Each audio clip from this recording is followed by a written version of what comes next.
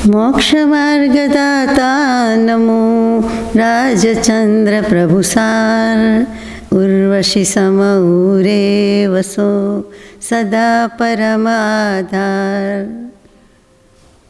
મોક્ષમાર્ગસ્ય નેતારં ભેત્તારં કર્મભૂભૃતાં જ્ઞાતારં વિશ્વતત્ત્વાનાં વંદે તદ્ગુણલબ્ધયે અજ્ઞાનતિમિરાન્ધનાં જ્ઞાનાંજનશલાકયા ચક્ષુરુન્મીલિतं યેન તસ્મૈ શ્રી ગુરવે નમઃ. સત્શ્રુતને નમસ્કાર, અસીમ ઉપકારી આત્માને નમસ્કાર, તારક ત્રિપુટીને નમસ્કાર, માવિત્રો મુરબ્યો મુમુક્ષોને નમસ્કાર, પ્રત્યેક શુદ્ધાત્મ દ્રવ્યને નમસ્કાર, સિદ્ધાંત ચક્રવર્તી શ્રી નેમિચંદ્રાચાર્ય અને ટીકાકારશ્રીને પણ નમસ્કાર. પરમ કૃપાળુ દેવ પ્રણીત વચનામૃતજી અંતર્ગત ઉપદેશ નોંધ 15 એમાં ચોથું શ્રુત શ્રી ગોમટસારજી એના જીવકાંડ અધિકાર યથાશક્તિ વિચાર્યા પછી કર્મકાંડ અધિકારમાં બીજો અધિકાર બંધ ઉદય સત્વ અધિકાર એમાં ગાથા નંબર 237થી આપણે શરૂ કરીએ, 236થી શરૂ કરીએ, 235 સુધી આપણે યથાશક્તિ વિચાર કર્યો. ગાથા નંબર 236 પ્રદેશ બંધ ચાલે છે અને છેલ્લું છે. આ પ્રદેશ બંધ પૂરું થાય એટલે ઉદય અધિકાર શરૂ થવાનો છે. તહય અસરણી સરણી અસરણી સરણી સસરણી વવાદમ સુહુમે ઇન્દિયલદ્ધિગ અવરમ એ યંતવઢિસ. આગલું અનુસંધાન છે કે 3 પ્રકારના યોગસાન કીધા. એમાં આ યોગસાનમાં શું કહે છે કે આવી જ રીતે અધિક અસંગની લબ્ધિ અપર્યાપ્તક જીવોનું ઉત્કૃષ્ટ સ્થાન અને સંગની લબ્ધિ અપર્યાપ્તક જીવોનું જગન્ય સ્થાન, તેનાથી અધિક અસંગની નિવૃત્તિ અપર્યાપ્તકનું ઉત્કૃષ્ટ અને સંગની નિવૃત્તિ અપર્યાપ્તકનું જગન્ય, એનાથી અધિક સંગની પંચેન્દ્રિય લબ્ધિ અપર્યાપ્તકનું ઉત્કૃષ્ટ ઉપાદ યોગસ્થાન એ પલ્યના અસંખ્યાતમાં ભાગ ગણું છે. અને એથી અધિક સૂક્ષ્મ એકેન્દ્રિય લબ્ધિ અપર્યાપ્તકનું જગન્ય એકાંત અનુવિદ્ધ યોગસ્થાન જાણવું. હવે 3 યોગસ્થાનમાં ઉપપાદ, પછી બીજું આવ્યું એકાંત અનુવિદ્ધ અને ત્રીજું આવ્યું પરિણામ યોગસ્થાન. એમાં આપણે વિચાર તો કરી ગયા છીએ, પણ પહેલું કોનું યોગસ્થાન આવે તો કે જે યોગસ્થાન વિચારીએ તેમાં ઉપપાદ યોગસ્થાન પહેલું છે. એના વિચારણા પહેલાં એની સાથે સાથે લબ્ધિ અપર્યાપ્તક કોને કહેવાય અને નિવૃત્તિ અપર્યાપ્તક કોને કહેવાય એ આપણને ગોટાળો હોય તો નીકળી જાય. તો લબ્ધિ અપર્યાપ્તક જીવ કોને કહેવાય? જુઓ, જીવના ભેદ છે કુલ 563 છે. મનુષ્યોના 303, દેવોના 198, નારકના 14 અને તિર્યંચના 48. આ સરવાળો 563 ભેદ થાય. એમાં પર્યાપ્તા અપર્યાપ્તા બધા આવી ગયા. તો કે બધામાં અપર્યાપ્ત જીવો છે. દેવોમાં યસ, નારકોમાં યસ, તિર્યંચમાં છે. પછી કોણ રહ્યું? આપણે મનુષ્ય, એમાં પણ છે. એટલે બધામાં છે. તો કે લબ્ધિ અપર્યાપ્તકોને કહેવાય અને નિવૃત્તિ અપર્યાપ્તકોને કહેવાય. તો પહેલાં લબ્ધિ અપર્યાપ્તકની વાત કરીએ. એકે પર્યાપ્તિ પૂરી ન કરી શકે તેવા જીવ જે શ્વાસોચ્છ્વાસના 18મા ભાગ પ્રમાણે હોય છે. એનું જીવન શું અને મરણ શું એ તો પ્રભુ જાણે, સર્વજ્ઞ જાણે, અને આપ જાણ્યો તો મને તો ખબર પડતી નથી કે એક શ્વાસોચ્છ્વાસના 17.5 ભવ 18 ભવ કરે એમાં એનું જીવવાનું શું અને મરવાનું શું. તેમ છતાં જ્ઞાની પુરુષે કેવલી પ્રભુએ જોયું છે કે એકે પર્યાપ્ત પૂરી ન કરી શકે જ નહીં, એની શક્યતા જ નથી, સંભવિતતા જ નથી. છતાં એને જીવ અથવા તો લિવિંગ બિઈંગ કહેવા પડ્યા છે કે અપર્યાપ્ત પણ જીવ છે, એ જડ નથી. એટલે એમાં આવે છે શ્વાસના 18મા ભાગમાં એવા જે કોઈ જીવ છે તે બધા લબ્ધિ અપર્યાપ્તક જીવ છે. સંધિ થઈ જાય એટલે લબ્ધ્ય પર્યાપ્તક હોય તો તમે કહો કે આમાં કાંઈ મળતો દેખાતો નથી, તો એ સંધિ થઈ ગઈ છે, લબ્ધિ વત્તા અપર્યાપ્ત. એવી રીતે નિવૃત્તિ વત્તા અપર્યાપ્ત એટલે નિવૃત્તિ અપર્યાપ્ત. એટલે આ લબ્ધિ અપર્યાપ્તકની વ્યાખ્યા આપણને પાકી જ થઈ જાય કે ક્ષુલ્લકમાં ક્ષુલ્લક, ક્ષુદ્રમાં ક્ષુદ્ર એવા જીવ અને તે લબ્ધિ અપર્યાપ્તક જીવ કે જે 6 પર્યાપ્તિમાંથી ઓછામાં ઓછી એકેન્દ્રિયને 4 હોય 5 હોય, એમાં 4 તો હોય, તો એવી એકેય ઇન્દ્રિય બાંધી શકે એમ નથી, પહેલી પણ બાંધી શકે એમ નથી. પહેલી પર્યાપ્તિ બંધાવાના પહેલા સમયના 3 ભાગ પાડે સર્વજ્ઞ પ્રભુ, એક સમયના અવિભાગ પ્રતિછેદ કહીએ છીએ તે, અને એના ત્રીજા સમય સુધીમાં પણ એ પર્યાપ્તિ પૂરી કરી શકે જ નહીં તેવા જીવો. એને શું જન્મ કયો, શું મરણ કયો. આપણા તો લક્ષ્યમાંય ન હોય, ધ્યાનમાંય ન હોય, કલ્પનામાંય આવતો નથી. અને મનુષ્યમાં પણ અપર્યાપ્ત કીધા છે, એટલે ન હોય એમ નથી. ડૉક્ટર્સને ખબર નથી અને થનાર મધરને ખબર હોતી નથી. એના જેવી આ વાત છે લબ્ધિ અપર્યાપ્તક. માત્ર અને માત્ર સર્વજ્ઞ દેવ, સર્વજ્ઞ પ્રભુ જ જાણી શકે છે, એમના જ જ્ઞાનમાં આવે છે, બાકી કોઈ નહીં. એબ્સોલ્યુટલી નોન ડેવલપેબલ બીઇંગ્સ, એનું નામ લબ્ધિ અપર્યાપ્તક. આપણને યાદ રહી જાય કે આનું અસ્તિત્વ સ્વીકાર્યું છે. સૂક્ષ્મમાં સૂક્ષ્મ જીવ આપણને દેખાતા નથી નરી આંખે, એવાનું પણ સ્વીકાર્યું છે. તો એનાથી પણ સૂક્ષ્મ વાત આવી કે લબ્ધિ અપર્યાપ્તક જીવો છે. લાંબુ કરવાનું કારણ અથવા વધારે કહેવાનું કારણ કે બીજી વાર કહેવાનું કારણ અત્યાર સુધીમાં જીવકાંડમાં તો લીધું જ છે એકવાર. શા માટે કે હજુ એની જ વાત આવે છે, એટલે આપણને બરાબર મગજમાં બેસી જાય.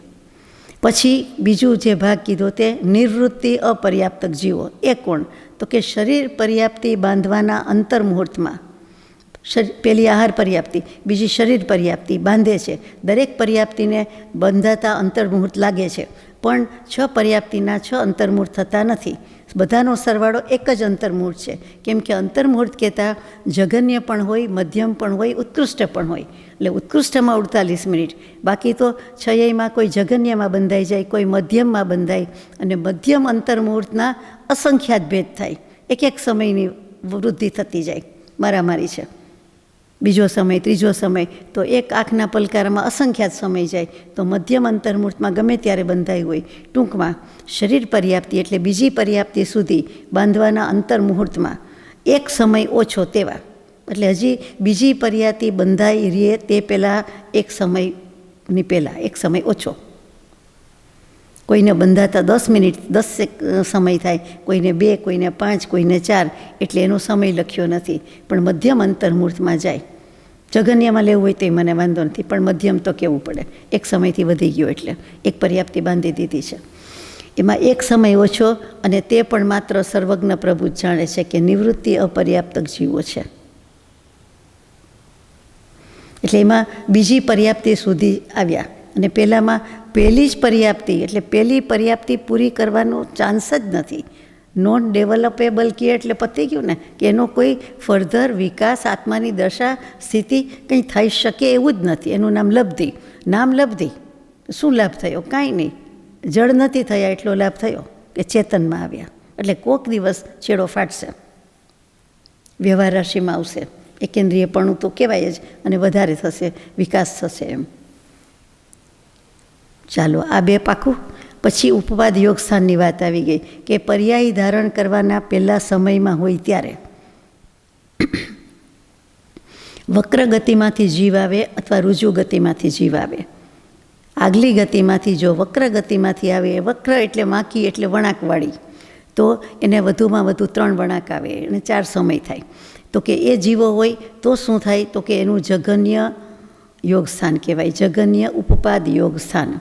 જુઓ, ઉપપાદ જન્મ છે એટલે ઓટોમેટિક આખા નવા યવરુવાન ભેગા થઈ જાય, એવી રીતે ઊભા થઈ જાય, બેઠા થઈ જાય, એવી જ દશા છે. તો કે વક્ર ગતિવાળાની એવી છે. કેવી? એનું જઘન્ય ઉપપાદ સ્થાન પર્યાય ધારણ કરવાના પહેલા સમયમાં હોય ત્યારે જ. એટલે કે બીજેથી આવે છે, વિગ્રહ ગતિ કે રુજુ ગતિમાંથી પહોંચે છે ને પહેલો જ સમય. 80 મિનિટ કહીએ, 80 સેકન્ડ કહીએ, આ તો પળ ક્ષણ કાંઈ નહીં સમય. ત્યારે તો વક્ર ગતિવાળાનું એ જઘન્ય ઉપપાદ કહેવાય, અને રુજુ ગતિવાળાનું તે ઉત્કૃષ્ટ ઉપપાદ સ્થાન કહેવાય. સમય એક જ છે, પણ બંને ગતિવાળાને લાગુ પડે, કારણ કે વક્ર ગતિવાળાનો 3 મોડમાંથી પહેલો મોડ હોય અને ત્રીજો મોડ હોય, અને રુજુ ગતિવાળા છે એને મોડ નથી, સીધા પહોંચે છે. એટલે એમાં જે પહોંચે તેને, એટલે જઘન્ય અને ઉત્કૃષ્ટ તો કે એવું ઉપપાદ સ્થાન હોય. હવે આ કેટલું સૂક્ષ્મ જ્ઞાન!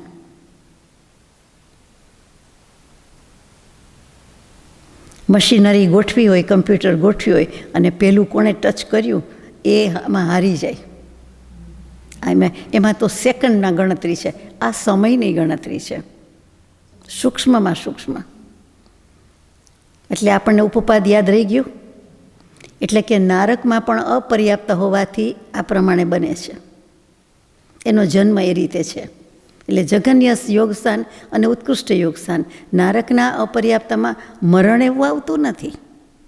એટલે મરણ નથી, એ લબ્ધિ અને નિવૃત્તિમાં એમ લાગે કે એક સમય 2 સમય પછી શું, તો કે અલોપ, ગાયબ, ત્યાંથી પૂરું થઈ ગયું. અહીંયા એવું નથી. અહીંયા ઉપપાદ જન્મસ્થાનમાં, યોગસ્થાનમાં આવું નથી. આગળ જઈએ તો અહીંયા જે વાત કરી હતી ગાથા 236માં, કે સૌથી વધારે સૂક્ષ્મ એકેન્દ્રિય લબ્ધિ અપર્યાપ્તક જીવોનું જઘન્ય એકાંત અનુવૃદ્ધિ યોગ સ્થાન જાણવું. તો એકાંત અનુવૃદ્ધિ તો જે આવ્યું ને, આ તો પેલું ઉપપાદની વાત થઈ. એટલે આગલી ગાથામાં ગયું, 235માં ગયું આ અનુસંધાન બધું. આપણે રિવાઇઝ કર્યું, યાદ કર્યું. હવે 236માં જે એકાંત અનુવિદ્ધ યોગસ્થાન કીધું તે શું? તો કે એકાંત એટલે અહીંયા એક તરફી, એક પક્ષીય, એક જ, એટલે કે નિયમથી જ 100% એકાંતે છે, કે આમાં શક્યતા, ભજના, પોસિબિલિટી, પ્રોબેબિલિટી અથવા આમ હોય તેમ હોય, ના, આમ જ છે, એટલે નિશ્ચય છે, પાકું છે. તો એકાંત. અને અનુવિદ્ધ શું? તો કે એનો અર્થ કરીએ તો કે પર્યાય ધારણ કરવાના બીજા સમયથી. હવે પહેલા સમય નહીં, ઉપપાદમાં પહેલો સમય આવ્યો હતો. હવે પર્યાય ધારણ કરવાના બીજા સમયથી જઘન્ય પહેલામાં અને ઉત્કૃષ્ટ ક્યાં સુધીમાં હોય? તો કે શરીર પર્યાપ્તિ એટલે બીજી પર્યાપ્તિના અંતર મુહૂર્તથી માંડીને એક સમય ઓછા સુધી જે હોય તે. એટલે કે બીજી શરીર પર્યાપ્તિ બંધાઈ જાય છે. હવે 48 મિનિટ તો વધુમાં વધુ, બાકી જેટલા હોય તેટલા, એટલા સમયમાં, એટલી મિનિટમાં, તો કે એમાં એક ઓછો ગણવાનો, એક સમય ઓછો ગણવાનો, ત્યાં સુધીનું છે તે ઉત્કૃષ્ટ અનુવિદ્ધ યોગ સ્થાન કહેવાય છે. યોગ એટલે અહીંયા શક્તિ જ માની લ્યો આપણી, એનું જ કામ છે. આત્માની જ શક્તિ છે, અનંતી છે, પણ આમાં આવી રીતે છે, એવા કર્મનો ઉદય છે, એવા બાંધ્યા છે, એવી ગતિમાંથી એવી ગતિમાં આવે છે, માટે આ પ્રમાણે છે. બાકી આત્માની પાસે બધું બહુ છે. બરાબર, પાકું. પર્યાય ધારણ કરવાના બીજા સમયથી શરીર પર્યાપ્તિ એટલે બીજી પર્યાપ્તિ બાંધી ન લે ત્યાં સુધી અંતર્મુહૂર્તમાં એક સમય ઓછો, એટલી વખત. પહેલામાં પહેલો સમય હતો, અહીં બીજો સમય આવ્યો, તેને એકાંત અનુવૃદ્ધિ યોગસ્થાન કહેવાય છે. એટલે હમણાં જે વાત થઈ તે 236મી ગાથામાં, કે એવા એકેન્દ્રિય લબ્ધિ અપર્યાપ્તક જીવો એનું જઘન્ય એકાંત અનુવૃદ્ધિ યોગસ્થાન જાણવું. જઘન્ય તો બીજા સમયમાં જ આવી ગયું, ઉત્કૃષ્ટની વાત તો હવે આવવી જોઈએ. ગાથા નંબર 237. આપણો બેઝિક કોન્સેપ્ટ ક્લિયર થતો જાય છે. સન્નિસુવ વાદવરમ નિવત્તિગદ્દસ સુહુમજીવસ એયંત વડ્ડી અવરમ લદ્ધિદરે થુલમ થુલેય. આમાં અધિક સંજ્ઞી પંચેન્દ્રિય નિવૃત્તિ અપર્યાપ્તકનું ઉત્કૃષ્ટ ઉપપાદ યોગ સ્થાન, એનાથી અધિક સૂક્ષ્મ એકેન્દ્રિય નિવૃત્તિ અપર્યાપ્તકનું જઘન્ય એકાંત અનુવૃદ્ધિ યોગસ્થાન, તેનાથી અધિક બાદર એકેન્દ્રિય લબ્ધિ અપર્યાપ્તક અને બાદર સ્થૂળ એકેન્દ્રિય નિવૃત્તિ અપર્યાપ્તક એનું જઘન્ય એકાંત અનુવૃદ્ધિ યોગસ્થાન ક્રમથી પલ્યના અસંખ્યાત્મા ભાગ પ્રમાણે છે. એકનું વધારે બીજાનું થોડું, આપણે આટલી વ્યક્તિને ઓળખતા હોય પછી કે આના કરતાં આનું વધારે, આનું છેલ્લું એ આનું પહેલું, આના કરતાં આનું વધારે, આના કરતાં આનું વધારે, બધાના માર્ક્સ ગણતા હોઈએ અને એમ કહીએ કે આના આટલા માર્ક્સ, આના આટલા માર્ક્સ, આના આટલા માર્ક્સ, પેલું આ, બીજું આ, ત્રીજું આ, પાંચમું આ, એ કેટલું સમજાઈ જાય કે આનાથી આના ઓછા ઓછા ઓછા, આનાથી આના વધારે વધારે વધારે, આના 60 to 70ની રેન્જમાં આવ્યા, આના 70 to 80ની રેન્જમાં, 80 to 90માં આવ્યા, અને આ બધા તો 90+, A+, પછી કે 2+, એવું બધું. સારું, બીજું શું?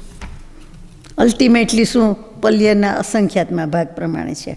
બસ જેમ આવલીનો અસંખ્યાતમો ભાગ, પલ્યનો અસંખ્યાતમો ભાગ, પછી જગત શ્રેણીનો અસંખ્યાતમો ભાગ, આવું બધું યાદ રાખી દેવાનું. વચ્ચેનું બધું સર્વજ્ઞ જાણે જ છે. ગાથા નંબર 238. તહસુહુમ સુહુમ જેઠમ તો બાદર બાદરે વરમ હોદી અંતરમ વરમ લદ્ધિ ગસુહુમિદ વરમ પી પરિણામે. આ પ્રકારે એનાથી સૂક્ષ્મ એકેન્દ્રિય લબ્ધિ અપર્યાપ્તક અને સૂક્ષ્મ એકેન્દ્રિય નિવૃત્તિ અપર્યાપ્તક, આ બંનેના ઉત્કૃષ્ટ યોગસ્થાન ક્રમથી વધારે છે. એનાથી અધિક બાદર એકેન્દ્રિય લબ્ધિ અપર્યાપ્તક અને બાદર એકેન્દ્રિય નિવૃત્તિ અપર્યાપ્તક, એ બંનેના ઉત્કૃષ્ટ એકાંત અનુવૃત્તિ યોગસ્થાન છે. એના પછી અંતર પડે છે. એટલે કે બાદર એકેન્દ્રિય નિવૃત્તિ અપર્યાપ્તનું ઉત્કૃષ્ટ એકાંત અનુવૃત્તિ યોગસ્થાન અને સૂક્ષ્મ એકેન્દ્રિય લબ્ધિ અપર્યાપ્તકનું જગન્ય પરિણામ યોગસ્થાન, આ બંનેની વચ્ચે જગત શ્રેણીના અસંખ્યાતમાં ભાગ પ્રમાણ સ્થાનનું પહેલું અંતર આવે છે. આમાં 6 અંતર સુધી મૂકેલા છે. કુલ 84 સ્થાન બતાવ્યા છે. એમાંથી આપણે વિચારવાનું છે. તો અહીંયા પહેલું અંતર આવે છે કે આ બેની વચ્ચે જગત શ્રેણી એટલે 7 રાજલોકના અસંખ્યાતમાં ભાગ પ્રમાણ સ્થાન, એટલા સ્થાન છે, એમાં આ પહેલું અંતર છે. એટલે કે આ અંતરના સ્થાનમાં કોઈ સ્વામી નથી, એટલે કે આ સ્થાન કોઈ જીવનું હોતું નથી, માલિકી નથી કોઈની, જગ્યા ખાલી છે, પ્લોટ ખાલી છે. એને એટલા માટે જ આ અંતર પડે છે કે કોઈ જીવનું એમાં સ્થાન જ નથી. આ સ્થાનને ઉલ્લંઘીને છોડીને સૂક્ષ્મ એકેન્દ્રિય અને બાદર એકેન્દ્રિય લબ્ધિ અપર્યાપ્ત, આ બંનેના જગન્ય અને ઉત્કૃષ્ટ પરિણામ યોગસ્થાન ક્રમથી પલ્યના અસંખ્યાતમાં ભાગ કર ગુણીને જાણવા. અસંખ્યાતમાં ભાગથી ગુણવા કે એટલા ગણા જાણવા. યાદ શું રહ્યું? પલ્યનો અસંખ્યાતમો ભાગ, બસ. અને પેલું અંતર આવ્યું. અંતર કોની વચ્ચે? આ સ્થાન વચ્ચે. એટલે એ જગ્યામાં કોઈ જીવ ફિટ થતા જ નથી, કોઈ જીવની એવી દશા નથી, સ્થિતિ નથી. કોઈ એટલે કોઈ જીવ 14 રાજલોકમાંથી. તો ખાલી ન પડે જગ્યા, તો આપણને એમ થાય કે બધાનો કોઈને કોઈ સમયમાં કોઈને કોઈ જીવ કોઈને કોઈ જગ્યાએ ગુણસ્થાનવાળું ને બધું હોય જ, અત્યારે નથી. ન જ હોય ને, લબ્ધિ અપર્યાપ્તક ને સૂક્ષ્મ ને બાદર ને એમાં કેટલાક લબ્ધિ અપર્યાપ્તક હોય, ક્યાંક તો ગેપ આવે કે નહીં. નિવૃત્તિ અપર્યાપ્તકને એક સમય 2 સમયની મારામારી હોય તો જીવો સંપી નહીં જતા હોય કે નથી જન્મવું મરવું, ચાલો 18 વખત જન્મ મરણ નથી કરવા, એવું થતું હશે ને. ભગવાને કહી દીધું, એ જીવોને તો કાંઈ ભાન નથી, ખબર નથી, પણ કેવલી પ્રભુએ જોયું છે. સર્વજ્ઞના જ્ઞાનને આપણા નમસ્કાર છે. આગળ જઈએ. ગાથા નંબર 239. અંતરમુવરી વિપૂર્ણો તપુણાણમ ચ ઉવરી અંતરિયમ એયંત વઢ્ઢી ઠાણા તસપણ લદ્ધિસ અવરવરા. હવે એની ઉપર બીજું અંતર છે, એટલે કે બાદર એકેન્દ્રિય લબ્ધિ અપર્યાપ્ત, એના ઉત્કૃષ્ટ પરિણામ યોગસ્થાનની આગળ જગત શ્રેણીના અસંખ્યાતમાં ભાગ પ્રમાણ યોગસ્થાન સ્વામી રહિત છે. એને છોડીને સૂક્ષ્મ એકેન્દ્રિય અને બાદર એકેન્દ્રિય પર્યાપ્તક, એના જગન્ય અને ઉત્કૃષ્ટ પરિણામ યોગસ્થાન ક્રમથી પલ્યના અસંખ્યાતમાં ભાગ ગણા છે, અસંખ્યાતમાં ભાગ જેટલા છે. પછી આ બાદર એકેન્દ્રિય પર્યાપ્તના ઉત્કૃષ્ટ યોગ સ્થાનની આગળ ત્રીજું અંતર છે. તેને છોડીને 5 ત્રસ જીવોના એટલે કે બેઇન્દ્રિય, લબ્ધિ, અપર્યાપ્તક વગેરે 5ના જગન્ય અને ઉત્કૃષ્ટ એકાંત અનુવિદ્ધ યોગ સ્થાન ક્રમથી પલ્યના અસંખ્યાત્મા ભાગ જેટલા છે. આપણે આમાં કાંઈ યાદ રાખવાની જરૂર નથી. આપણે એટલું જ સમજવાનું છે કે આવું બધું છે અને ભગવાને જોયું છે અને આપણે એને માન્ય કરીએ છીએ કે આ પ્રમાણે હોય. ફરક ક્યાં આવ્યો? તો કે અહીંયા પરિણામ યોગ સ્થાનની વાત આવી.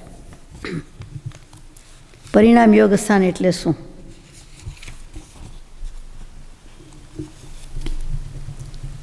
ઉપપાદ યોગ સ્થાનની વાત આવી ગઈ, અનુવૃદ્ધિ યોગ સ્થાન આવી ગયું, એકાંત અનુવૃત્તિ. હવે પરિણામ યોગ સ્થાન આમાં આવ્યું આગાથામાં. તો એની વ્યાખ્યા લઈએ કે શરીર પર્યાપ્તિ પૂર્ણ થવાના સમયથી આયુષ્યના અંત સુધીના પરિણામ, તેને યોગ સ્થાન, પરિણામ યોગ સ્થાન કહેવામાં આવે છે. ફરીથી, શરીર પર્યાપ્તિ પૂર્ણ થવાના સમયથી એટલે કે બીજી પર્યાપ્તિ પૂરી કરી દીધી પછી આયુષ્યના અંત સુધી, એટલે જેટલું જે જીવનું આયુષ્ય હોય તે બધાનું વેરાયટી છે, કોઈ પણ જીવને લાગવું પડે તો કે એ જીવના અંત સુધીના પરિણામ. આપણું આયુષ્ય લીધું હોય તો આપણે છેક સુધીનું જેટલું હોય એટલું, 5, 50, 75, 95 જે હોય તે, એમ બધા જીવનું આયુષ્ય આવી ગયું. 3 પલ્યવાળા આવી ગયા, સાગરોપમવાળા, પલ્યોપમવાળા, કોઈને બાકાત નથી રાખ્યા, બધાને લીધા છે. સમય સમયે અનંત ગુણી અવિભાગ પ્રતિષેધની વૃદ્ધિ જેમાં હોય તે કાં તો વધે છે, કાં તો ઘટે છે, કાં તો તેટલી ને તેટલી રહે છે. તે પરિણામ યોગ સ્થાન કહેવામાં આવે છે. અને તેનું બીજું નામ ગઈકાલે આવ્યું તે ઘોટમાન યોગ સ્થાન કહેવાય છે. તે ઘોટમાન. આવા બધા જીવની વાત ચાલે છે. એમાં આપણે કયા પંચેન્દ્રિય અને પર્યાપ્ત એના તો આયુષ્ય એટલા હોય પણ નહીં. એટલું પરિણામ યોગ સ્થાન હોય એટલે કહીએ, પણ અહીંયાથી કહી દીધું છે, લિમિટ બાંધી છે કે બાદર એકેન્દ્રિય, લબ્ધિ, અપર્યાપ્તકના ઉત્કૃષ્ટ પરિણામ યોગ સ્થાન અને એ જગત શ્રેણીના અસંખ્યાત્મા ભાગ પ્રમાણ યોગ સ્થાન સ્વામી રહી છે. એટલે કે કોઈ એના સ્વામી નથી. આ સૂક્ષ્મ એકેન્દ્રિય અને બાદર એકેન્દ્રિયમાં આપણે આપણી જાતને શું કામ મૂકવી જોઈએ? મનુષ્યોને, દેવોને, નારકોને, એકલા પૃથ્વીકાયને એકેન્દ્રિય અને પૃથ્વીકાય નથી કેવું. સૂક્ષ્મ અને બાદર જીવોની વાત છે. એમાં 5-6 કાયના જીવ છે, બધા આવી જાય છે. તો આપણે શું કહેવાય? વનસ્પતિ કાય પણ આવી જાય છે, બધું આવી જાય છે. આપ વનસ્પતિ કાંઈથી સમજી શકો, અંકુરો ફૂટું હોય ન ફૂટે, સેજ કાંઈક થયું હોય પછી વિકાસ ન થાય, અથવા કેટલાક ફૂટે જ નહીં, તો એ બધું સમજાય કે આ પર્યાપ્ત દશા નથી, અપર્યાપ્તિ છે, પૂરેપૂરી અપર્યાપ્તિ છે. વધારે સમજી શકો. પછી જે લખ્યું છે તે કે એને છોડીને, એટલે કેન્દ્રીય વાત જવા દો, 5 ત્રસ જીવ એટલે 2 ઇન્દ્રિય, 3 ઇન્દ્રિય, 4 ઇન્દ્રિય, પંચેન્દ્રિય, એમાં સંઘની પંચેન્દ્રિય, અસંઘની પંચેન્દ્રિય, 5 આવી ગયા. એ બધાની 2 ઇન્દ્રિય, લબ્ધિ, અપર્યાપ્તથી 5ના જગન્ય અને ઉત્કૃષ્ટ એકાંત અનુવૃદ્ધિ સ્થાન ક્રમથી પલ્યના અસંખ્યાત્મા ભાગ ગણા છે. એટલે એમાં પાછા લઈ લીધા આપણને બધાને.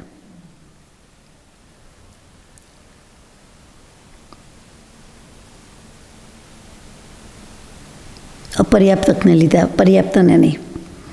ગાથા નંબર 240. લદ્ધિણીવ વત્તિણમ પરિણામે યંતવડ્ઢી ઠાણાઓ પરિણામઠાણાઓ અંતર અંતરીય ઉવરુવરીમ. હવે ચોથા અંતરની વાત છે. 6 અંતરની જ વાત આવે છે. એટલે કે આના પછી લબ્ધિ અપર્યાપ્તક અને નિવૃત્તિ અપર્યાપ્તક આ 5 ત્રસ જીવોના પરિણામ યોગસ્થાન, એકાંત અનુવૃદ્ધિ યોગસ્થાન અને પરિણામ યોગસ્થાન, અને એની ઉપર વચ્ચે વચ્ચે અંતર સહિત સ્થાન છે. લબ્ધિ અપર્યાપ્તક, નિવૃત્તિ અપર્યાપ્તક અને 5 ત્રસ જીવ, એના પરિણામ યોગસ્થાન, એકાંત અનુવૃદ્ધિ યોગસ્થાન અને પરિણામ યોગસ્થાન. એટલે ત્રણેય પરિણામ, ત્રણેય યોગસ્થાન વચ્ચે વચ્ચે બીચ મેં અંતર સહિત સ્થાન છે. આ ત્રણેય સ્થાન ઉત્કૃષ્ટ અને જઘન્યપણા માટે પહેલી રીતે ક્રમથી પલ્યના અસંખ્યાત્મા ભાગથી ગુણિત જાણવા, એટલે કે ગુણાકાર કરવો, અથવા તો ભાગથી ગુણ્યાકાર કરેલું જાણવું. એટલે પહેલાં જેવું જ ગણો કે ગુણાકાર જે કહો તે, એટલા ગણું કહો કે એટલા ટાઈમ્સ ગુણો, બેમાંથી જે હોય તે. એવી રીતે 84 સ્થાન ઠિકાના હિન્દીમાં યોગના કહેવામાં આવે છે. એટલે યોગના 84 સ્થાન તો સમજવું કે આ સ્થાનની વાત છે, 84 લક્ષ જીવીઓની વાત નથી.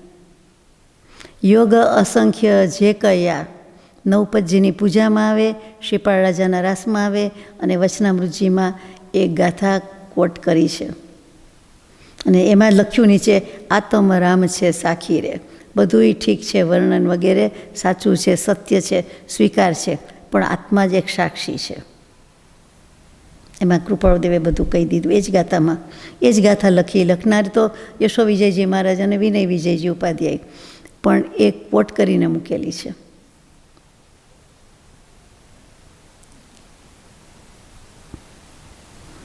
સારાંશ એટલો જ છે કે આ સ્થાનમાં અવિભાગ પ્રતિષેધ એક પછી એક આગળ બધામાં પલ્યના અસંખ્યાતમાં ભાગ ગણા છે. આવો ક્રમ જાણવો. એટલે કે અવિભાગ પ્રતિષેધ એક વધતા જાય છે, એક પછી એક થતા જાય છે, વધતા જાય છે. વૃદ્ધિ શબ્દ નથી. આ સ્થાનોમાં અવિભાગ પ્રતિષેધ એક પછી એક બીજામાં આગળ પલ્યના અસંખ્યાતમાં ભાગ ગુણાકાર છે. અવિભાગ પ્રતિષેધનો સમૂહ વર્ગ, વર્ગનો સમૂહ વર્ગણા, વર્ગણાનો સમૂહ સ્પર્ધક, સ્પર્ધકનો સમૂહ ગુણહાની, ગુણહાનીનો સમૂહ સ્થાન. સ્થાન સુધી આવી ગયા, 84 સ્થાન સુધી પહોંચી ગયા. 0થી શરૂ કર્યું હતું આપણે, તો અનંત સુધી પહોંચાડ્યા હોય એવું લાગે આપણને. ચાલો ગાથા નંબર 241. એદ સિમઠાણાઓ પલ્લા સંખ્ય જ ભાગ ગુણી દકમાં હેઠીમાં ગુણ હાણી સલ્લા અણુણભ થમે તમ તું બળદો ભળદો તળદો થ. આ 84 સ્થાન ક્રમથી પલ્યના અસંખ્યાતમાં ભાગનો ગુણાકાર કરીને કરવામાં આવ્યા છે. અને જગન્ય તથા ઉત્કૃષ્ટ યોગ સ્થાનની વચ્ચે જે અધસ્તન ગુણહાની નામની શલાકા, એટલે કે વચ્ચેનો ભેદ છે, તે અસંખ્યાત રૂપ કમ પલ્યની વર્ગ શલાકા પ્રમાણ છે. અને આ સંખ્યાને અન્યોન્ય અભ્યસ્ત રાશિથી ગુણાકાર શલાકા કહેવાય છે. ફરીથી આ જગન્ય અને ઉત્કૃષ્ટ યોગ સ્થાનની વચ્ચે અધસ્તન ગુણહાની એટલે નીચેની ગુણહાની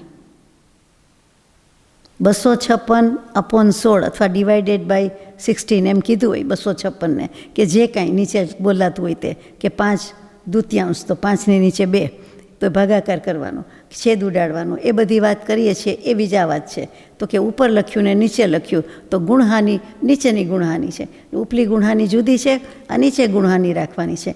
એ નામની શલાકા. શલાકા એટલે સંખ્યા, શલાકા એટલે વિભાગ. અહીંયા ખીલીને ખૂટીને એવા બધા અર્થ થતા નથી, વખાણને કાંઈ એ બધા અર્થ નથી થતા એક બાજુ. અહીંયા કાં તો વિભાગ આવે ને કાં તો સંખ્યા આવે. અહીંયા લખ્યું કે વચ્ચેના ભેદ, એટલે કે અધસ્તન નીચલી ગુણહાની નામની શલાકા એટલે સંખ્યા અથવા વિભાગ એ વચ્ચેના ભેદમાં આવે છે. તે અસંખ્યાત રૂપ કમ પલ્યની વર્ગ શલાકા પ્રમાણ છે. હવે વર્ગ શલાકા શું? જાણીતો શબ્દ છે, જીવકાંડમાં આવી ગયો છે. તો કે રાશિ શબ્દ આવે, કોઈ પણ સમૂહ, કે કઈ રાશિ, કઈ કરું, કયો જથ્થો, કયો ઢગલો કરવાનો છે, જીવ રાશિ, અજીવ રાશિ, એમ. તો અને ત્રિરાશિ આવે. તો અહીંયા જે રાશિ આવે છે તે રાશિનું અડધું કરવાનું, એટલે અર્ધછેદ કહીએ, અને એનું પાછું અડધું કરીએ, તે વર્ગ શલાકા કહેવાય. એટલે જેમ અમુક વસ્તુમાં ડબલ કરવાનું ને અમુક વસ્તુમાં અડધું કરવાનું. ડબલ એટલે બમણું, 2 ગણું, અને અડધું એટલે 1/2. બગડો તો આવ્યો જ. સાચી વાત છે મારી? પેલો 2 એ ગુણાકાર કરવાનો અને પેલો 2 એ ભાગાકાર કરવાનો નીચે આવ્યો એટલે. હા, એ 2 સંખ્યાને વર્ગ શલાકા કેવું છે અહીંયા. ઘરનું નથી, જીવકાંડમાં આવી ગયું છે. આપણે 2 × 4 × 8 × 16 × 32 64 એ બધું. તો કે અહીંયા બગડો લીધો, એ 2નું કહેવાય. વર્ગ શલાકામાં અહીંયા 2 લીધું આપણે. અને આ સંખ્યાને અન્યોન્ય અભ્યસ્ત રાશિની ગુણાકાર શલાકા કહેવાય છે. પછી ગુણાકારની સંખ્યા કઈ થઈ, સરવાળો શું આવે? તો કે અન્યોન્ય અભ્યસ્ત, તો કે એકબીજાના ગુણાકાર કરવા તે. એમાં શું આવે? અત્યારે જે કીધું તે 2 દુ 4 દુ 8 દુ 16 દુ 32, એવી રીતે 4 ચોક 4 16 56 એવું આવે ત્યારે ચોકે 16, 16નો વર્ગ એટલે 256, 256નો વર્ગ એટલે 59, 65,536. એ જ યાદ રાખવાનું છે, બીજું યાદ રાખવાનું કાંઈ નથી. પાકું? ચાલો જવું આગળ. ગાથા નંબર 242. અવરુક શેણ હવે વવાદેયંત વઢ્ઢી ઠાણાણમ એક સમયમ હવે પુણ ઇદરેસીમ જાવ 88. ઉપપાદ યોગ સ્થાન અને એકાંત અનુવૃત્તિ યોગ સ્થાનના પ્રવર્તવાનો કાળ કેટલો હોય, કેટલો વખત રહે? જગન્ય અને ઉત્કૃષ્ટ સમય એક જ છે, એક સમય જ છે, બંને સરખા છે અને એક સમય જ છે. એમાં જગન્ય આવી ગયું, ઉત્કૃષ્ટ આવી ગયું. આ પાછું સર્વજ્ઞનું જ્ઞાન કેટલું સૂક્ષ્મ. કેમ કે ઉપપાદ સ્થાન જન્મના પ્રથમ સમયમાં જ હોય છે અને એકાંત અનુવૃત્તિ સ્થાન સમય સમયે વૃદ્ધિરૂપ અન્ય પ્રમાણે હોય છે. હવે આ બંનેથી ભિન્ન પરિણામ તે યોગ સ્થાન છે અને તેનાથી નિરંતર પ્રવર્તવાનો કાળ 2 સમયથી માંડીને 8 સમય છે.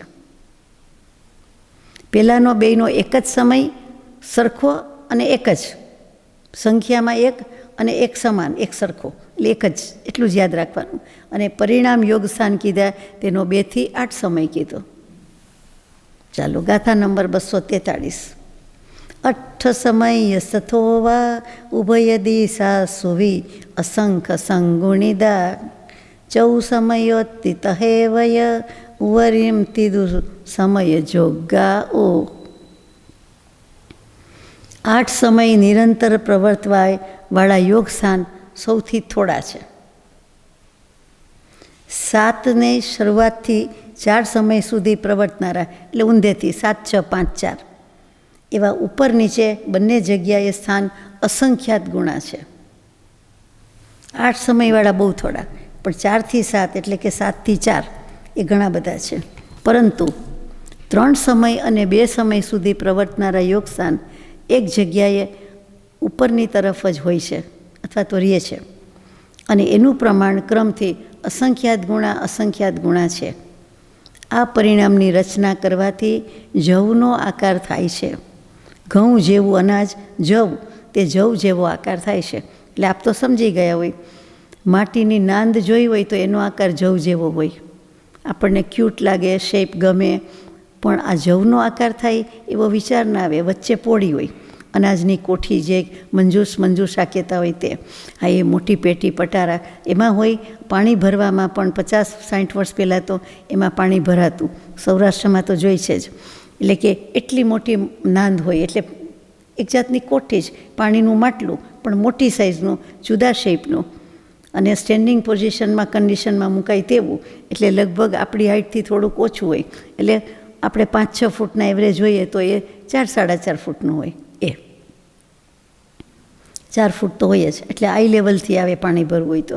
અને એટલું મોટું, એટલે એકસાથે ભરી દો, પછી બધા સમૂહમાં પીવું હોય તો બધા એક પછી એક પી શકે સાથે. બીજું માટલું તો ખલાસ થઈ જાય, કેટલા માટલા હોય, અને ફોસેટમાંથી નળમાંથી સીધું પીવે નહીં, એ ગાળવાનું જ હોય. આ તો ઇન્ડિયા છે એટલે પછી સરખું હોય, જૈણા રાખવાની હોય, એટલે આવું બધું ન હોય. તો એ જે માટીના જે આકાર જોયા હોય મોટા માટલા જેવું, અને જવ જોયો છે અને જવની ખબર છે કે જવ જેવો શેપ, પણ એ બિલકુલ નાનું લાગે એટલે જલ્દી ન સમજાય. આ મોટી નાંદ એનો સ્પેશિયલ વર્ડ છે, નાંદ.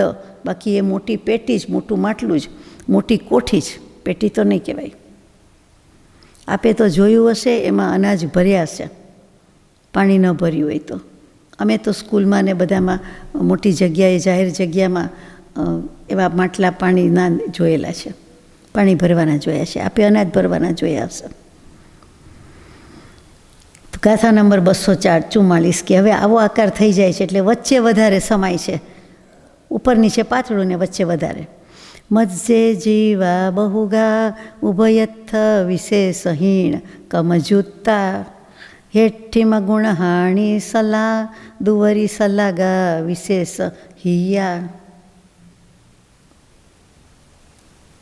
પર્યાપ્ત ત્રસજીવોના પ્રમાણરૂપ જવની રચનાના મધ્ય ભાગમાં ઘણા જીવ છે.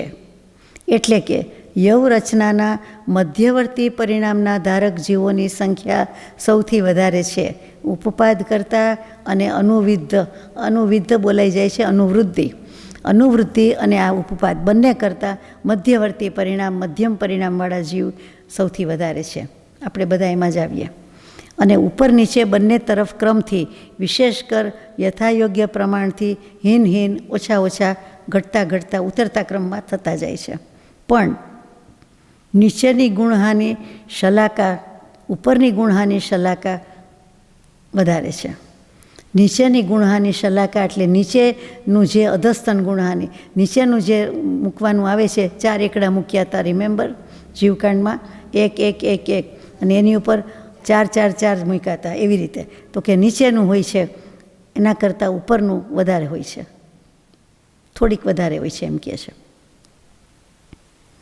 આ જ વાતને વધારે સ્પષ્ટ કરે છે કે જીવ આકાર, યવ આકાર એટલે જવલું, એ જવ આકારના જીવ સંખ્યાની રચનામાં અંકોની સહનાની બતાવવાનું કથન કરે છે.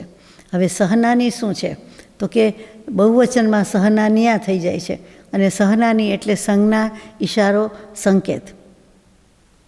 બા લખ્યું હોય તો બાદર, સુ લખ્યું હોય તો સૂક્ષ્મ, પ લખ્યું હોય તો પર્યાપ્ત, અ લખ્યું હોય તો અપર્યાપ્ત, સા લખ્યું હોય તો સાગર, અને સા ઉપર મીંડું હોય અથવા અમુક અપેક્ષાએ સા લખ્યું હોય તો ત્યાં સાંપરાય કશાય. આ બધા એક જાતને કોડવર્ડ, સંકેત. તો કે એને અહીંયા સંજ્ઞા, એનું બહુવચન સહનાની અને એનું બહુવચન પાછું સહનાનિયા થયું. નદી, નદિયા હિન્દી છે. કલ્પના કરો કે આમાં લખ્યું છે દ્રવ્ય વગેરે 3, એટલે કે દ્રવ્ય, દ્રવ્યની સ્થિતિ અને ગુણહાની આયામ, એટલે કે અહીંયા સમય લેવાનો છે. એનું પ્રમાણ ફરીથી દ્રવ્ય, દ્રવ્યની સ્થિતિ અને ગુણહાની આયામ, આ 3નું પ્રમાણ ક્રમથી 1422, 32 અને 4 છે. આ સમજાઈ જાય એવું છે. નીચે અને ઉપરની નાના ગુણહાનિનું પ્રમાણ, એટલે કે વિવિધ ગુણહાનિનું પ્રમાણ ક્રમથી 3 અને 5 છે. 2 ગુણહાનિની જ વાત લીધી છે, 3 અને 5 છે. બધા મળીને દ્વિગુણ, એટલે કે બંને ગુણહાનિનું પ્રમાણ 8 થયું, 3 ને 5 8 થયું. અને નાના ગુણહાની પ્રમાણ દુવે, એટલે કે 2ના અંક જે 2થી ગુણવાની વાત આવી છે તે, એ લખીને આપસમાં પરસ્પરમાં ગુણાકાર કરવાથી ઉભય, એટલે કે નીચે અને ઉપર એની બંને અન્યોન્ય અભ્યસ્ત રાશિ, એટલે મ્યુચ્યુઅલ પ્રોડક્ટ સેટ, એનું પ્રમાણ ક્રમથી 8 અને 32 થાય છે. અહીંયા 1 ભાગના 64 ભાગમાંથી 57 ભાગ કમ 3 ગુણી ગુણહાની, એટલે 12 ત્રિગુણી 3 ગણી, અને એનો 711 એનો 64મા ભાગનો ભાગ દ્રવ્ય 1422માં આપવાથી યવ આકારના મધ્યની જીવ સંખ્યા 128 થશે. દાખલો ગણી બતાવ્યો છે, કરશો એટલે તરત ખબર પડશે કે આમ જ છે. બરાબર સમજાઈ જશે કે આમાં ગુણાકાર કીધો કે ભાગાકાર કીધો. જવાબ શું આવ્યો? 128. જૂનો આંકડા બધા યાદ રાખવાના છે. 2, 4, 8, 16, 32, 64, 128, 256 અને એનો વર્ગ એટલે 8 × 65, 5, 36. શું કામ 65, 5, 36 વારંવાર આવે? તો કે ક્ષુલ્લક ભવ, ક્ષુદ્ર ભવ એટલા કરે છે. જેમ એક શ્વાસોચ્છ્વાસમાં 18 ભવ કરે, 17.5 વાર કરે, તેવી રીતે સરવાળો લાંબો કરીએ ત્યારે 65, 5, 36 થાય. એટલા માટે એ 85નું માપ આવ્યા કરે છે. અને એ 2ને આધાર અંક લીધો છે, એટલે કે 2, એટલે ગમે ત્યાં બમણું કરો કે અડધું કરો. અડધું કરે ત્યારે અર્ધ જ છે, અને આ બધામાં બમણું કરવાની વાત આવી. એટલે આ 5-7 લીટી પ્રમાણે ગણશો એટલે બરાબર 128 નીકળશે એની સંખ્યા. ધારો કે કીધું છે એમાં દ્રવ્ય, એની સ્થિતિ, ગુણહાની, આયામ, કાલ, એટલે 1422, 32 અને 4 છે એમ કીધું, એમણે જ લખેલો છે. હવે આ તો દાખલો આપ્યો કે સંખ્યા સહનાની એટલે સંકેત રૂપે હતું, ઇશારા રૂપે, પ્રતીક રૂપે હતું. ABC કરીએ, કખ ગ કરીએ, એવી રીતે હતું. હવે યથાર્થ સંખ્યા બતાવે છે.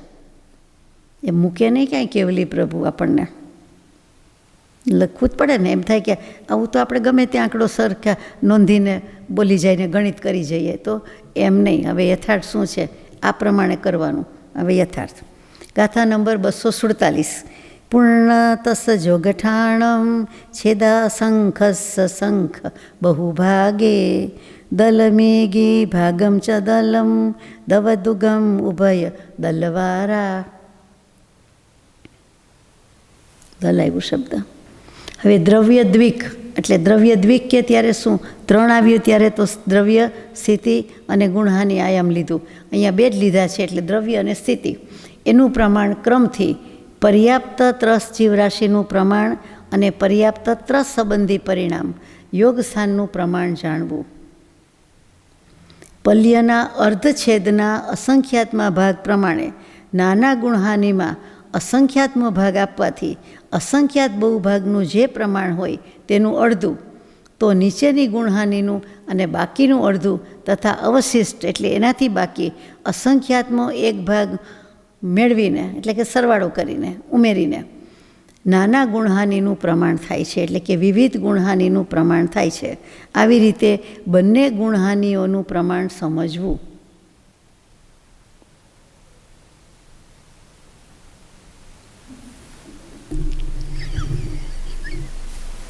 ગણવું પડે ને. ભાગ પાડી પાડીને જ બોલું છું, ટૂંકાવીને કે ક્યાં ક્યાં પોઝ લેવાનો છે.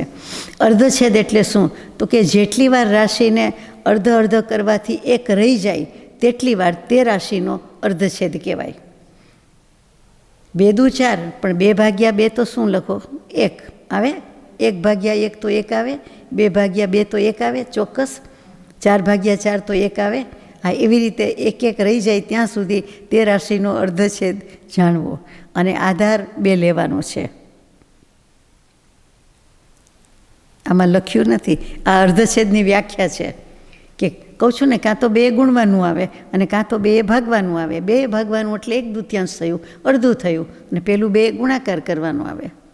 ખરેખર ગણિત જ ભણાવે છે આપણને. આમ તો ભણી જ ગયા છીએ, પુનરાવર્તન છે. ગાથા નંબર 248. નાણા ગુણ હાણી સલા છેદા સંખેજ ભાગ મેત્તાઓ ગુણહાણીણદાણમ સવથવી હોદી સરિસમતું. ઉપર નીચેની બધી ગુણહાનિને સરવાળો કરવાથી એટલે કે મેળવવાથી, ઉમેરવાથી નાના ગુણહાનિઓની સંખ્યા પલ્યના અર્ધછેદના અસંખ્યાત ભાગ માત્ર જ છે. પૂર્વોક્ત સ્થિતિના પ્રમાણમાં નાના ગુણહાનિનો ભાગ આપવાથી એક ગુણહાનિના આયામનું પ્રમાણ થાય છે. હવે આયામ શું? ગુણહાનિ આયામ શું કહેવાય? ગુણહાનિ તો આપણે સમજ્યા, પછી આયામ શું? ગુણહાનિ સમજ્યા એટલે શું સમજ્યા? અનંત વર્ગણા જેમાં હોય તે ગુણહાનિ. આમ તો અનંત સ્પર્ધકની છે, પણ એમાં મૂળમાં જવાનું. હવે આપ આખું નહીં બોલવાનું. અવિભાગ પ્રતિષેધનો વર્ગનો વર્ગણાનો સ્પર્ધકનો સમૂહ એમ કહો, અને ક્યાં અનંત સ્પર્ધકનો કહો તો સ્પર્ધક શું છે? અનંત વર્ગણા. એટલે અનંત વર્ગણાનો સમૂહ તે ગુણહાનિ. એમાં શબ્દ કાંઈ ખરાબ નથી, સીધો સમજાય તેવો છે. પછી ગુણહાનિ આયામ. આયામ એટલે લંબાઈ. લંબાઈ આપણે કહીએ જબ્ભાની લંબાઈ તો કે 48 ઇંચ કરજો, 50 ઇંચ કરજો, તો એ લંબાઈ થઈ. તો એમાં બોલીએ શું કે જબ્બો, પછી લાંબો જબ્બો, પછી કે 48 ઇંચ લાંબો જબ્બો. એવી રીતે આ માપ લખ્યું છે કે આટલા ઇંચ કે આટલા ઇંચમાં ન આવ્યું, આટલા ગુણહાનિ આયામ. પતી ગઈ વાત. પલ્યનો અસંખ્યાતનો ભાગ એટલે કોઈની પટ્ટીમાં આવે નહીં, માપ હોય જ નહીં.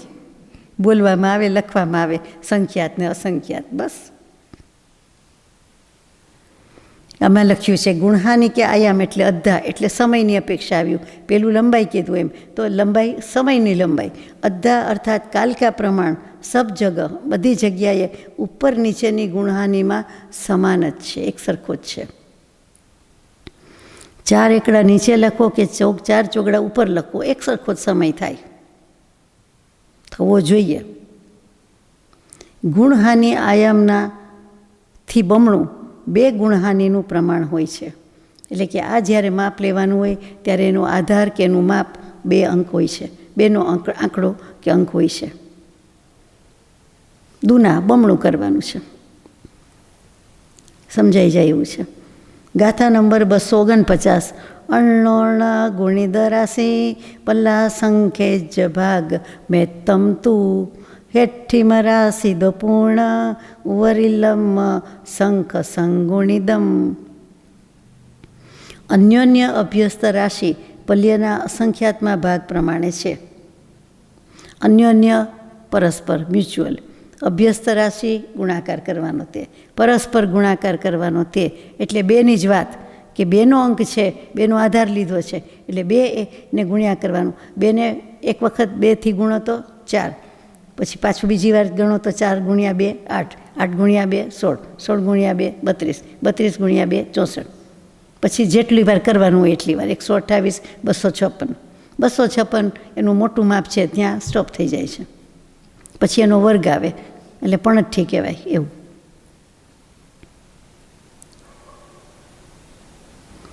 આગળ હવે પરિણામ યોગ સ્થાનના ધારક જીવ કેટલો પ્રદેશ બંધ કરે છે તેના ઉત્તરમાં આચાર્ય મહારાજ, અહીંયા જિનેન્દ્રદેવને કહા એવું નથી આવતું, આચાર્ય મહારાજ સમય પ્રબદ્ધની વૃદ્ધિનું પ્રમાણ 83થી કહે છે. આ સ્પષ્ટતા આવી હવે 250મી ગાથામાં. ઈગીઠાણ ફઢયા સમય પબદ્ધમ ચ જોગ વઢ્ઢીય સમય પબદ્ધ ચ યઠ્ઠમ એ દેહું પમાણ ફલ ઈચ્છા. કોની વાત ચાલે છે? પરિણામ યોગ સ્થાનધારી જીવ આપણા જેવા કેટલો પ્રદેશ બંધ કરે છે તેની વાત છે. 2 ઇન્દ્રિય પર્યાપ્તનું પહેલું જઘન્ય પરિણામ યોગ સ્થાનનું સ્પર્ધક સમય પ્રબદ્ધ અને યોગની વૃદ્ધિ, આ 3 સમય પ્રબદ્ધ વધવાનું પ્રમાણ લાવવા માટે ક્રમથી ત્રિરાશિ સંબંધી પ્રમાણ રાશિ, ફલ રાશિ અને ઈચ્છા રાશિ છે તેમ સમજો. આપણે આવી ગયું છે પ્રમાણ રાશિ, ફલ રાશિ, ઈચ્છા રાશિ. ફલ રાશિ એટલે જે પરિણામ આવશે, જવાબ આવે તે, જે જવાબ આવે તેને લબ્ધ કહેવાય. અહીંયા ફલ રાશિ કીધું. ઈચ્છા રાશિ એટલે આપણે શેનું માપ કાઢવું છે, કોનું માપ કાઢવું છે, કોનું માપ લેવાનું છે અને કયો સરવાળો બાદબાકી કરવાનું છે, સબ્જેક્ટ શું છે, અથવા તો કયા વિષયની વાત છે, કયા વ્યક્તિની વાત છે એમ. અને પછી ઈચ્છા રાશિ એમાં આવી ગયું. પછી પ્રમાણ રાશિ કે પ્રમાણ શું રાખ્યું છે, તો જે 2નો આંકડો રાખ્યો તો એવી રીતે પ્રમાણ શું, એટલે આમાં જે પ્રમાણ આવે તે, એટલે એ પ્રમાણે કરવાથી ઈચ્છા રાશિને બધું કરતાં ફળ લબ્ધ અથવા જે કહો તે આવી જશે એમ ત્રિરાશિ સમજાવે છે. આ ત્રિરાશિ જગ જાહેર છે. ગણિતશાસ્ત્રમાં જીનાગમના કર્ણાનુયોગમાં આ મોટું કરણ સૂત્ર છે. પ્રમાણ રાશિ, ફલ રાશિ, ઈચ્છા રાશિ આપણે જીવકાંડમાં અનેક વાર આવ્યું હશે. તે જ આપણને શું યાદ આવે? 8 યોગ દૃષ્ટિની સજ્જાઈનું ઈચ્છા યોગ, શાસ્ત્ર યોગ, સામર્થ્ય યોગ, 3 યોગ આવે છે તે.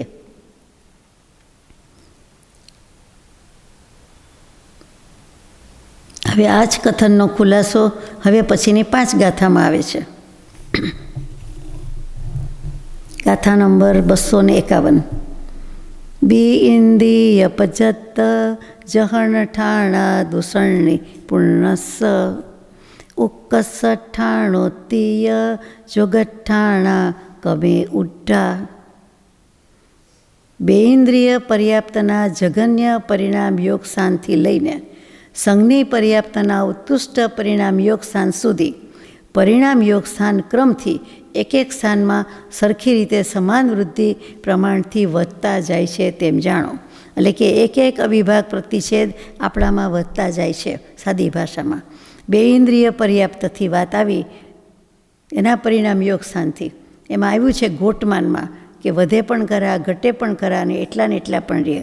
આમાં શું લખ્યું કે ત્યાંથી માંડીને શરૂ થઈને સંજ્ઞી પર્યાપ્તના ઉત્કૃષ્ટ પરિણામ યોગ સ્થાન, આપણે સંજ્ઞી પર્યાપ્ત છીએ આપણી વાત આવી, ત્યાં સુધીના પરિણામ યોગ સ્થાન ક્રમથી એક સ્થાનમાં 84 સ્થાન આવી ગયા. તે એક સ્થાનમાં સમાન વૃદ્ધિ પ્રમાણ કર બઢતે હુએ જાનને, એટલે એક સરખી રીતે પ્રમાણ વધતું જાય છે. હવે કેવી રીતે વધે છે પાછું આગળ કહે છે. કે હવે શું થયું? 252મી ગાથા. શેઢી અસંખ્ય જદિમાં તસજહર્ણસ ફડ્યા હુંતી અંગુલ અસંખ ભાગા ઠાણમ પડી ફડ્ડા ઉડ્ડા. ફડ્યા ઉડ્ડા. બે ઇન્દ્રિય પર્યાપ્તના જગન્ય પરિણામ યોગસાન જગત શ્રેણીના અસંખ્યાત્મા ભાગ પ્રમાણ સ્પર્ધકો એના સમૂહરૂપ છે. જગત શ્રેણીના અસંખ્યાત્મા ભાગે જે સ્પર્ધકો જેટલી સંખ્યા આવે એનો સમૂહ આવે તે શું છે? તો કે બે ઇન્દ્રિય પર્યાપ્તના જગન્ય પરિણામ યોગસાન. પછી તો બે ઇન્દ્રિયના જ આવ્યા. પછી એના પછી દરેક સ્થાનના પ્રતિ એટલે દરેક સ્થાન દીઠ સૂચિ અંગુલના અસંખ્યાત્મા ભાગ પ્રમાણ જગન્ય સ્પર્ધક વધે છે. જગન્ય સ્પર્ધકના જેટલા વિભાગ પ્રતિછેદ છે તેના સૂચિ અંગુલના અસંખ્યાત્મા ભાગથી ગુણાકાર કરતાં જે પ્રમાણ આવે તેટલા અવિભાગ પ્રતિછેદ એક એક યોગ સ્થાનમાં વધે છે. ટૂંકમાં એક વધતું જ જાય છે આપણી ભાષામાં સમયે. ક્યાંય ઘટાડવાની વાત આવી નહીં. બસ આટલું જ છે 252માં. ગાથા નંબર 253. ધુવવડ્ડી વઢ્ઢંતો દુગુણમ કમેણ જાયંતે ચરિમે પલ્લચ્છેદા સંખેજ ધીમો ગુણો હોદી. આ પ્રકારે સ્થાને સ્થાને ધ્રુવ એટલે કે એક સરખી વૃદ્ધિ કરતાં વધતા જતાં જગન્ય યોગસાન ક્રમથી દૂના એટલે કે બમણા થતાં ચાલ્યા જાય છે. અને અંતમાં સંજ્ઞી પર્યાપ્ત જીવના ઉત્કૃષ્ટ પરિણામ યોગસ્થાનમાં ગુણાકારનું પ્રમાણ પલ્યના અર્ધછેદના અસંખ્યાત્મા ભાગ પ્રમાણે થઈ જાય છે. પલ્યનો અસંખ્યાત્મા ભાગ નહીં, પલ્યના અર્ધછેદના અસંખ્યાત્મા ભાગ પ્રમાણ થાય છે. અર્ધછેદ એટલે આપણે બબે કીધું, અડધું કીધું એ. એટલે કે જગન્ય યોગસ્થાનના વિભાગ પ્રતિછેદના પ્રમાણનું પલ્યના અર્ધછેદના અસંખ્યાત્મા ભાગથી ગુણાકાર કરતાં જે પ્રમાણ હોય તેટલા સર્વોત્કૃષ્ટ યોગસ્થાનક અવિભાગ પ્રતિછેદ હોય છે.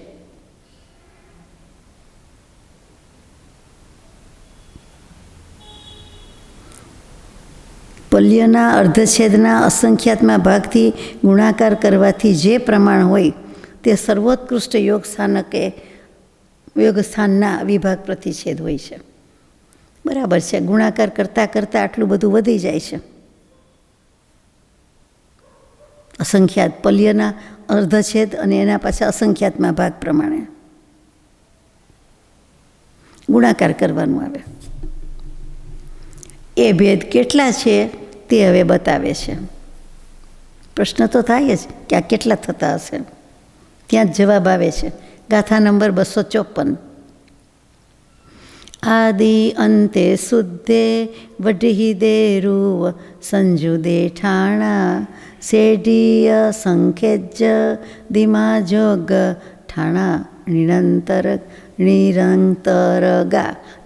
ગા નનો હણ છે. નિરંતર ગા.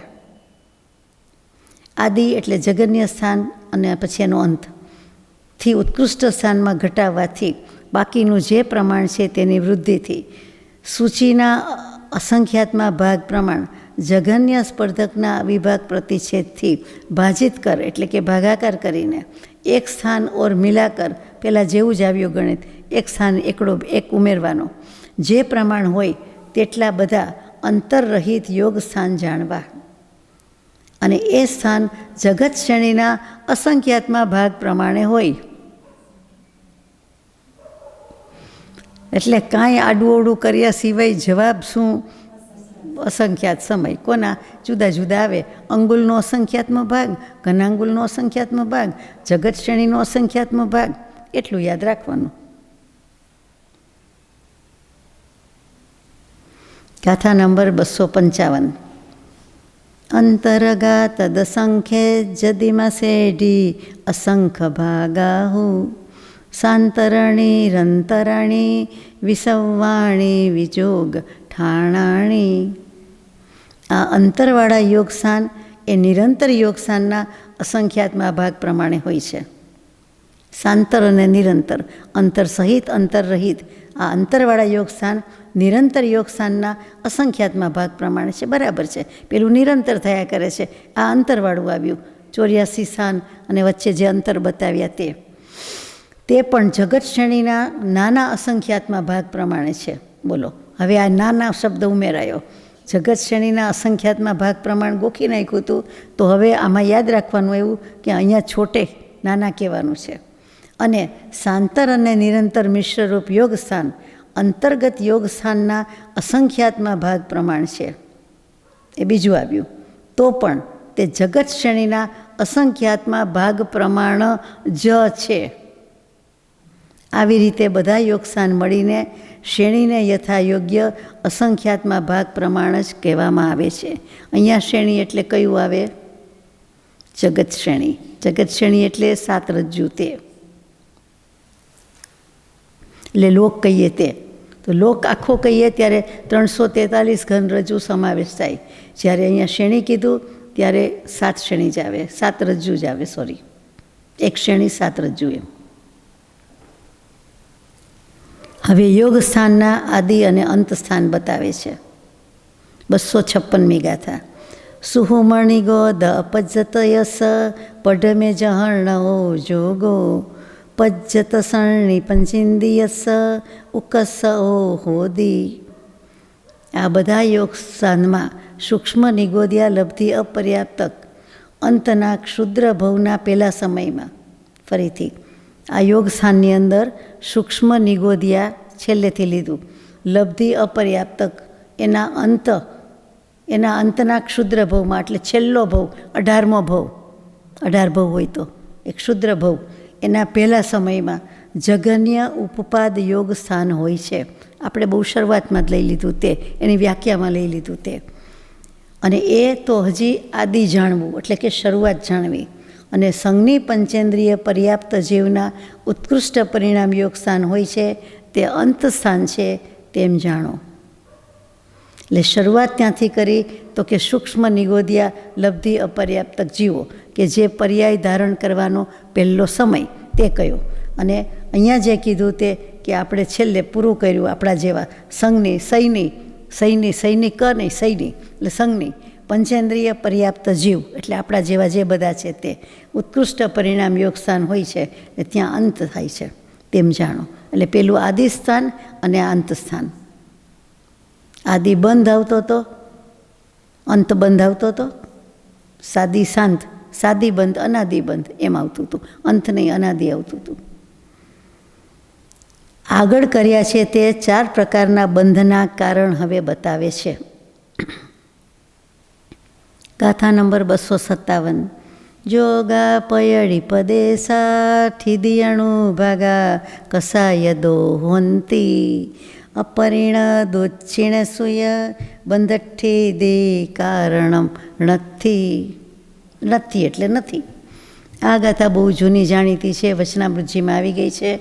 વચનામૃતજીમાં વ્યાખ્યાન સાર 2 એમાં 11મા ભાગમાં 21-22મું કલમ કે જે કયો તે એ આ છે. પ્રકૃતિથી અને પ્રદેશબંધ થાય છે, પ્રકૃતિ અને પ્રદેશબંધ યોગથી થાય છે. કષાય અને અનુભાગ, શું કહેવાય, સ્થિતિ અને અનુભાગ કષાયથી થાય છે. એમ 2 જ શબ્દ આવે છે ત્યાં.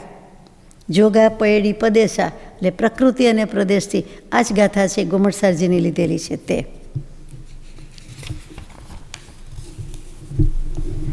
પ્રકૃતિ અને પ્રદેશબંધ બંને યોગના નિમિત્તથી હોય છે. સ્થિતિ અને અનુભાગ બંધ કષાયના નિમિત્તથી હોય છે. જેના જગન્ય એક સમય તથા ઉત્કૃષ્ટ અંતર્મુહૂર્તકાલ પ્રમાણ કષાય સ્થાન અપરિણત એટલે કે અપરિપક્વ એટલે કે ઉદયમાં નથી હોતા એવા ઉપશાંત કષાય તથા જેના કષાય ક્ષીણ થઈ ગયા છે એવા ક્ષીણ કષાય તથા સહયોગી કેવડીના તત્કાલ એક સમયનો બંધ એ કાંઈ સ્થિતિ બંધનું કારણ નથી. પહેલે સમયે બાંધે, બીજે સમયે વેદે, ત્રીજે સમયે નિર્જરે. એ કેવલી ભગવાનની જાણીતી વાત ખબર છે. અહીંયા ઉપશાંત મોહીને પણ લઈ લીધા. ઉપશાંત કષાય 11મું ગુણસ્થાનક લઈ લીધું, ક્ષીણ મોહી ક્ષીણ કષાય 12મું પણ લઈ લીધું. બંને કહેવાય છે. મોહ ભાવ ક્ષય હોય જ્યાં અથવા હોય પ્રશાંત, તે કહીએ જ્ઞાની દશા, બાકી કહીએ ભ્રાંત. ત્યાં ઉપશાંત મોહીને પણ જ્ઞાની લઈ લીધા છે, 11મે સુધી ચડ્યા છે. અને સહયોગીને પણ બંધ નથી, સ્થિતિબંધ નથી, સ્થિતિબંધનું કારણ નથી. ચ શબ્દથી અયોગી કેવડીને પણ લઈ લીધા. આ ચારે બંધના કારણ જે યોગ અને કશાય છે તે બંને નથી જ, માટે બંધ છે જ નહીં. હવે યોગસ્થાન, પ્રકૃતિ સંગ્રહ, સ્થિતિભેદ અને સ્થિતિબંધા ધ્યવસાય સ્થાન, અનુભાગ બંધા ધ્યવસાય સ્થાન અને કર્મોના પ્રદેશોનું અલ્પ બહુત 3 ગાથામાં જલ્દી કહીએ છીએ. ગાથા 258. શેઢિય સંખ્ય જદીમાં જોગઠ્ઠાણાણી હોંતી સૌવાણી, તે હિમ અસંખ્ય જગુણો પયડીણમ સંગહો સૌવો.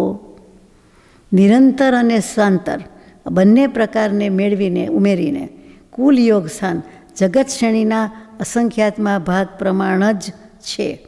અને અસંખ્યાત લોકગુણા એ બધી મતિ જ્ઞાનાવરણાદી બધી પ્રકૃતિનો સમુદાય છે. એ અસંખ્યાત લોકગણા કીધું. લોકાકાશના અસંખ્યાત પ્રદેશ એટલે એટલા બધું છે. મતિ જ્ઞાનને બધી પ્રકૃતિ છે જ, મતિ જ્ઞાનાવરણ, શ્રુતજ્ઞાનાવરણ વગેરે, એટલે એ વધારે છે. યોગસ્થાન જગત શ્રેણીના અસંખ્યાતનો ભાગ, એટલે કે 7 રજ્જુ જેટલો જ. એટલે આમ જુઓ તો 3જો ભાગ જ થયો, અને આ આખું અસંખ્યાત લોકાકાશ કહ્યું, લોક કહ્યું, તેટલા છે. એટલે કોણ વધ્યું? આવરણની પ્રકૃતિ વધી ગઈ. કર્મ બંધાય છે તો આવરણ હોય જ છે જ ને. ગાથા નંબર 259. તે હિમ અસંખ્ય જગુણા ઠિદિયવશેષા હવંતી પયડીણમ, ઠિડી બંધ જવસાણ ઠાણા તત્તો અસંખ્ય ગુણા. આ પ્રકૃતિ સંગ્રહમાંથી, એટલે કે આ અસંખ્યાત લોકાકાશ જેટલી, અસંખ્યાત લોક જેટલી પ્રકૃતિઓની સ્થિતિના ભેદ પણ અસંખ્યાત ગુણા છે. અને તે સ્થિતિના ભેદથી અસંખ્યાત ગુણા સ્થિતિ બંધા ધ્યવસાયી સ્થાન જાણવા, એ બંધના કારણ એનાથી વધારે જાણવા. જે પરિણામથી સ્થિતિ બંધ થાય છે તે પરિણામને સ્થિતિ બંધ અધ્યવસાય સ્થાન કહેવામાં આવે છે. વચનામૃતજીમાં આ શબ્દ આવતો હશે, શબ્દકોશમાં અર્થ લખ્યો હશે. જુદું જ પાડી દેવાનું છે, શબ્દ લાંબો છે, બીજું કાંઈ વાંધો નથી. સ્થિતિ બંધ અધ્યવસાય સ્થાન, જે પરિણામથી સ્થિતિનો બંધ થાય, કઈ સ્થિતિ? કર્મોની સ્થિતિનો બંધ થાય તેવા અધ્યવસાય અને તેવા સ્થાન તો અસંખ્ય છે. છેલ્લી ગાથા આજે 260. અણુભાગાણમ બંધ જ વસાણમ શંખલોગ ગુણિદમદો, એત્તો અણંત ગુણિદા કમપદેશા મુણે યવ્વા. મંતવ્ય છે એમ, આ સ્થિતિબંધ અધ્યવસાય સ્થાનથી અસંખ્યાત લોકગુણા અનુભાગ બંધ અધ્યવસાય સ્થાન જાણવા. આપણે કેટલી તીવ્રતાથી કે મંદતાથી બાંધીએ છીએ, કેટલી ચિકાશ છે, હળવાશ છે, તે અનુભાગ બંધ, રસબંધ કેવા રસથી બાંધીએ છીએ તે તો આનાથી પણ અસંખ્યાત ગણું છે. અને એનાથી અનંત ગુણા કર્મના પરમાણુ જાણો. ખૂટી પડ્યા નથી, અનંત છે. બીજું બધું અસંખ્યાત આવ્યું, પણ કર્મ વર્ગણા, કર્મ પરમાણુ અનંત છે. હવે એનો વિસ્તાર અહીંયા કરતા નથી, અને અહીંયા પ્રદેશબંધ સમાપ્ત કરીએ છીએ. ઇતિ બંધ અધિકાર સહજાત્મ સ્વરૂપ પરમ ગુરુ.